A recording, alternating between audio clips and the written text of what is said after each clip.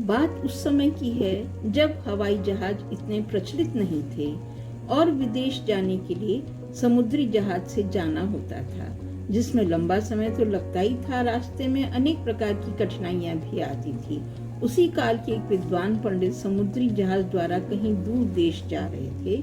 उन्हें अपने ज्ञान और विद्वत्ता पे बहुत नाज था। सफर लंबा था और एक रात जोर का तूफान आया, जिससे जहाज में कुछ खराबी आ गई।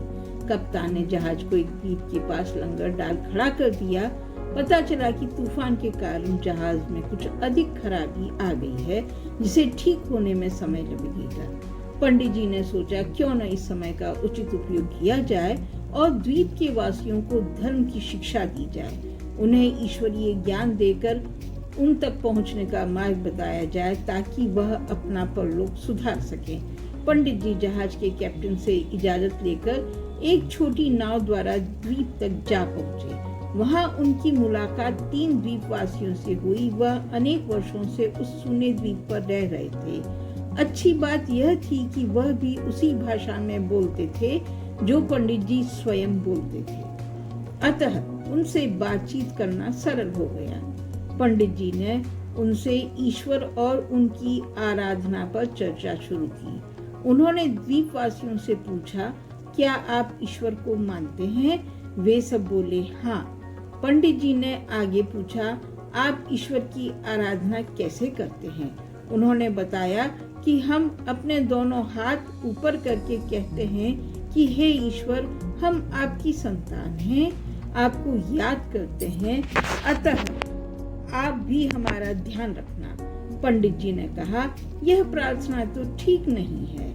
इस पर उनमें से एक ने कहा, तो आप हमें सही प्रार्थना सिखा दीजिए। पंडित जी ने उन्हें सही तरीके से कुछ मंत्र बोलने सिखाए। तब तक जहाज बन गया और पंडित जी अपने सफर पर आगे बढ़ गए।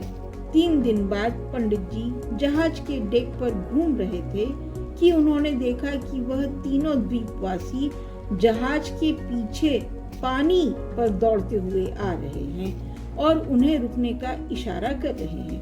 पंडित जी ने हैरान होकर जहाज रुकवाया और अपने शिष्यों को जहाज पर चढ़वाया। ऊपर आ जाने पर पंडित जी ने उनसे आने का कारण पूछा। तब वे बोले, बाकी सब तो हमें याद है, परंतु आपके द्वारा सिखाया वह मंत्र हम अगले ही दिन भूल गए, इसलिए आपके पास उसे दोबारा सीखने आए हैं। मेहरबानी करके हमारी मदद कीजिए। हम वादा करते हैं अब हम उसे नहीं भूलेंगे। पंडित जी ने कहा, ठीक है, पर यह तो बताओ कि तुम लोग पानी पर दौड़कर कैसे आए हो? द्वीपवासियों में से एक ने बड़े आत्मविश्वास के साथ कहा, हम आपके पास जल्द से जल्द पहुंचना चाहते थे, तो हमने ईश्वर से विनती करके मदद मांगी। हमने कहा, हे ईश्वर, दौड़ तो हम लेंगे, बस आप हमें गिरने मत देना, और हम दौड़कर आपके पास आ गए। अब पंडित जी सोच में पड़ गए। उन्होंने कहा, आप लोग और आपका ईश्वर पे विश्वास धन्य है। आपको अन्य किसी प्रार्थना की या किसी ज्ञान की आवश्यकता नहीं है। आप पहले की ही तरह प्रार्थना करते रहें। सच है, ईश्वर पर सच्चा विश्वास ईश्वर की आराधना प्रणाली से अधिक महत्वपूर्ण है। आपको ये मेरी कहानी अच्छी लगी तो लाइक और सब्सक्राइब करें। धन्यवाद।